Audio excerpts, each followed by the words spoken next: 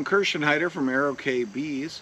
Today I'm going to be going around hives, and it's interesting because today is like the, I don't know, the 24th, I think, the 22nd, August 22nd. And you would think it's just the end of August, it's still summer. But from a beekeeper's point of view, the fall has begun. A week ago I removed all of my honey supers and processed those. I crowded the bees down into 2 boxes. I started going through some of those hives and giving them a more thorough check, and it was looking pretty good. I checked all the ones I was kind of worried about. I have more to check today. But what I did forget last week is I wanted to add Super DFM, which is a probiotic that helps the bees. And I'm also going to be trying to mark and remember ones that are in need of special attention. So we're at that time of year when, believe it or not, come September 1st, I'm going to start thinking about feeding the hives that need it more than others. So if they don't have a huge population, they're not going to make enough bees. So by feeding them, I'll keep more bees in the hive to sit on brood. We've actually gotten some cold overnight lows here in Michigan, so it's gotten down. Last night it was down in the 40s, like 45 degrees here in Oakland County, Michigan. So I'm going to go through each of my hives here at home. I have a little over 30 hives here at my house, and you know, like, they're not all honey producers, so I'd like to move some off. I've got probably too many on this property, but I'm going to go through those, Super DFM them. The ones that I haven't checked, I'm going to give them a thorough check, make sure there's a queen and she's laying, and square it all away, and kind of mark either physically or mentally of which ones are going to need feed starting in about a week. Alright, standing behind me here you'll see 3 hives. These 3 hives were 3 of my last caught swarms of the year. So I caught them in August. So they're pretty new swarms. I'm checking up on those. I'm making sure they're have a laying queen, super DFMing. 2 of them are only on, those are 6 frame nukes, so they only have 12 frames in there. They might need another box, so if I have to, I'll add that. So I'm going to light my smoker and get going. They're not crazy. So I got a jacket if I need it. The problem with doing it this way is you wait till you get stung to put on the jacket. Usually I get, most of my stings are accidentally pinching them. You work really slow. See, this is all nectar here. Yeah, all nectar here. I think I'm going to have to go down a box. So they are putting up top. They're starting to get that drawn a little bit. Not all of the frames though. I'm going to pop this top box a little bit. Pop it from the other side. I like to, now see, a few things I've learned this year, because I'm working a little bit without, zoom my arm. I'm working a little bit without any gloves or jacket, is when I tip it away from me. And then if bees fly out, they fly out there. Oh, look at all that honey. That's a mess. Alright, well, we'll let them play with that while I'm checking them. This is pretty tight in there. That's the funny thing.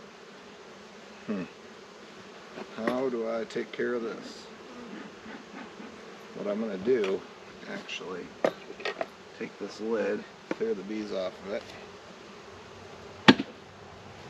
I'm going to put that honey on top of the lid for now. I don't want to get off of it. And I guess on the bottom of here, yeah, there's some on the bottom of the frames, but I'll get that in a minute. Try to get them, there's a dead bee in there. So just real quick, pry it up. Try to kill as few as possible.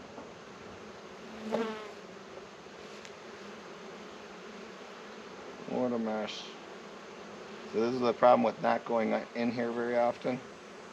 They make some messes. Well, this is going to create a robbing situation in a second. That's why I want to get this honey gone. And I need a second hive tool. Scrape this off. Alright. So that's a little cleaner. Now we got to smoke these bees down a little bit to check a frame. They're really tight in here. I see this is going to be, this middle one is actually the one with the least amount.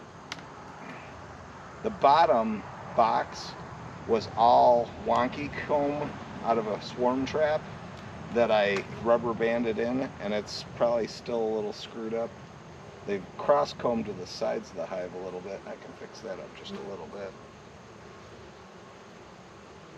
Try to get this frame out here without rolling a bunch of bees, because it's very possible the queen will be in there.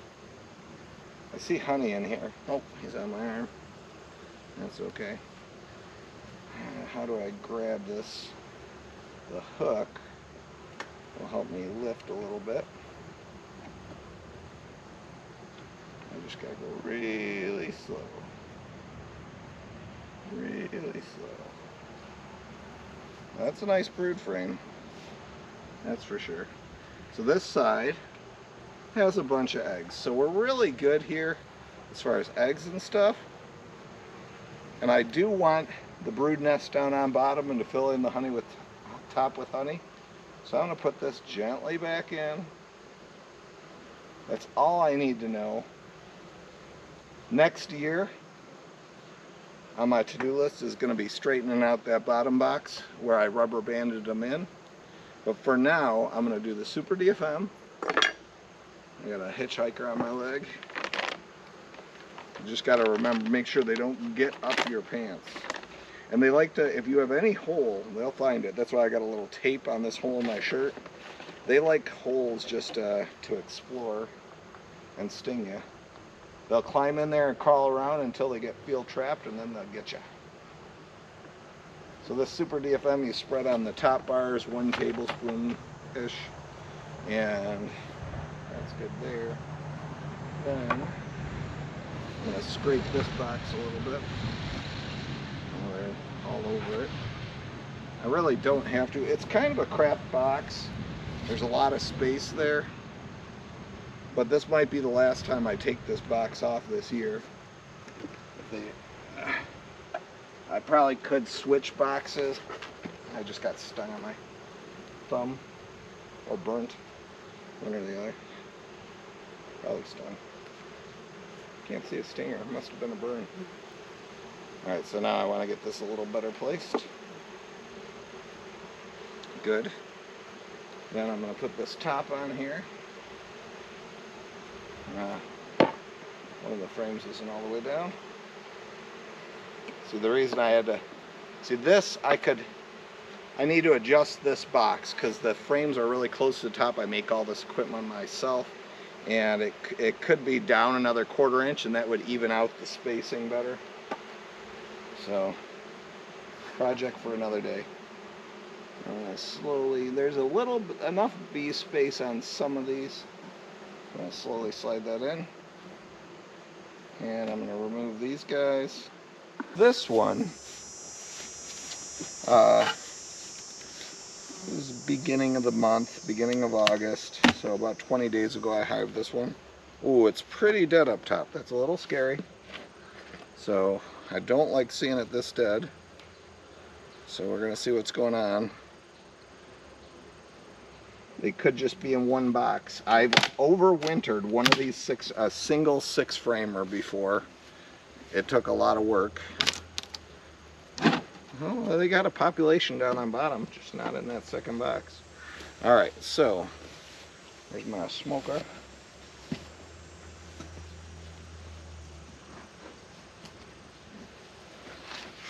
A little smoke to them. They're really calm. That's good.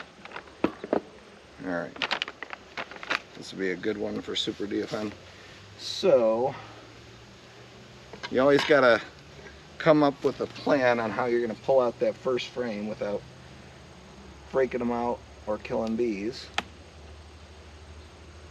Oftentimes it's, oh, see, I just pinched one. Poor little guy. That happens. I should pay more attention. Oftentimes it's like this one, the last one is the best bet, but so not always. So sometimes they build more to one side than the other. You got to kind of evaluate as you go. All right, so I'm going to pop that last one up.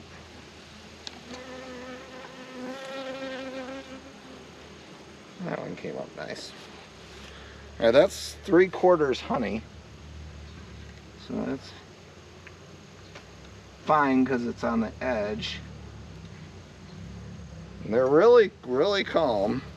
I'm going to move up some frames to the top just to encourage them.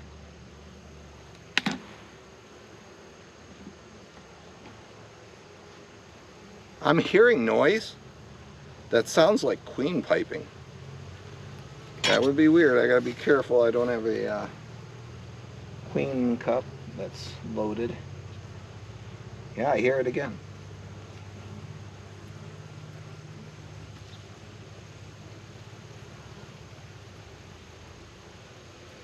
Yep, there is a queen. They've re-queened this new swarm. There's cups here and they're piping. So that's interesting. I don't really want them to re-queen this time of year, but if she's piping, that means she's going to be hatching in the next few days. I can move this one up top because it's just honey and no eggs. So that's what I'm going to do. So this one has queen cells. I'm going to let the hatched queen kill the rest. If I need them, I'll come back to this hive later today and rob from it. So I'm going to put this frame in here to make them draw this one. And then to encourage them to move up, I'll put this one up top.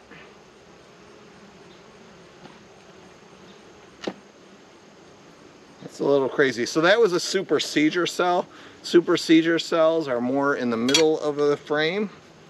I'm going to get my super DFM on here, which I got to smoke them down a little bit for. Yeah, that was really cool.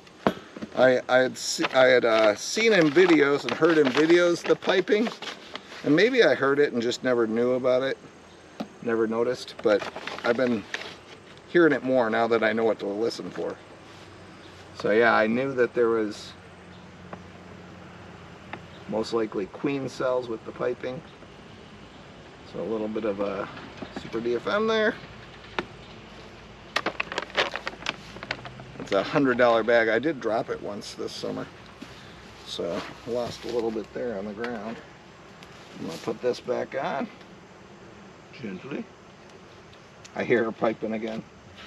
Let's hope she's a good queen, and let's hope she comes back mated. So I'll have to feed this one and mark it to check in about 10 days. So I got a pencil, I'm gonna do that. I just sometimes use smoker fuel, but that stuff gets really hot. All right, so this is one of those weird ones. Although, so it's weird in that it doesn't have a whole lot of room. There we go. But there's enough to put the super DFM. Hopefully I can find, see there's odd spacing on this one too. So let's hope we can find a egg frame up top. Make sure we have a queen. Get these guys out of the way.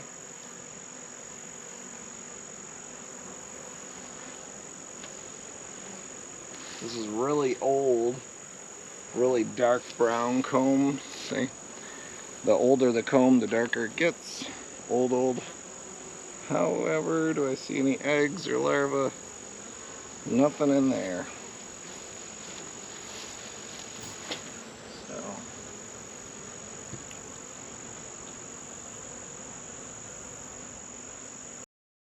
Alright, so here's the thing. I go through this and I don't find any brood younger than 7 days. So there's no eggs, no larvae. So, being that I just saw 2 queen cells a little bit ago, I go back to those 2, and one is already out of the queen cell, and the other one is working its way out, so I'll get you some good video of that as well. Alright, so if I recall, they were down here on the bottom box. They don't like it when you go in them twice, but I hear the piping again, so that's good. I'm going to take this frame. Hear that piping? I love it.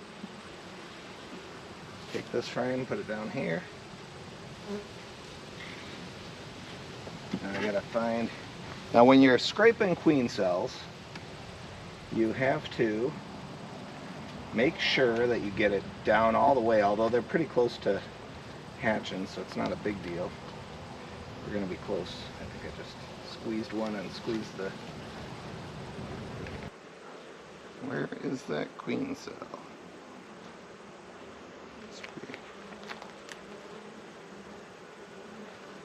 Well, there it is. There's one there. Oh, one's crawling out right now. The other one, that means the other one's about to crawl out. So we're good on time in here. So I'm gonna scrape all the way down to the foundation.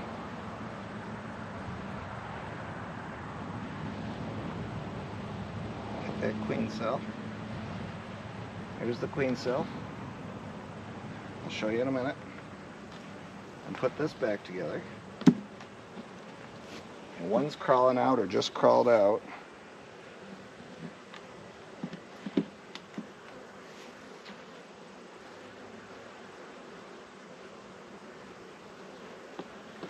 And put this back up here.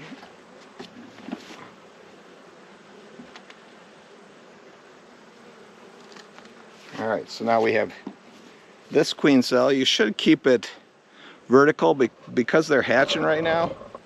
They're close. So I'm going to walk this over, attach it to the other frame, and hopefully that'll solve our problem.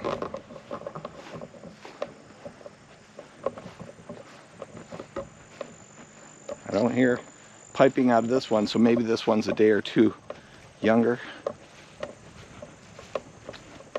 The air's got a little cool to it, but we're okay for this little walkover. It's about 50 yards at most. See how I got this nice and close here. Let's stop for it.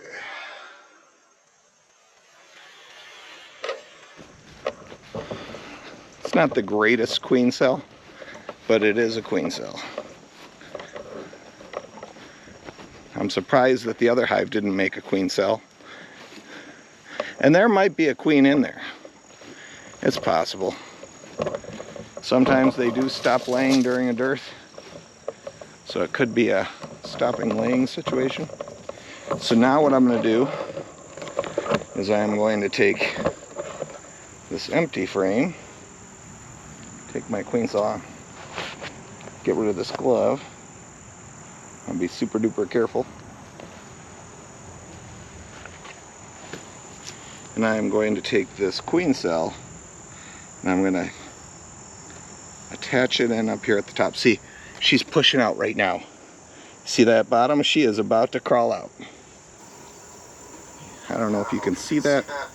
So we want to get this in there. All right, with winter coming fast, I have a lot of work to do. The first part of my work is mite treatments. I did this past Monday an oxalic acid treatment on 50 of my hives, and I'm doing another one on Saturday, another one the following Thursday, and another one the following Tuesday. So that's 4 treatments 5 days apart. The next is making sure they have enough food weight for winter. That is huge. So double deeps need like 80-90 pounds in Michigan. Next, I need to make more top insulation, and I need to make more Vivaldi, either feeder shims or candy boards, which I use for winter, one or the other, or one or the 3. Thanks for watching.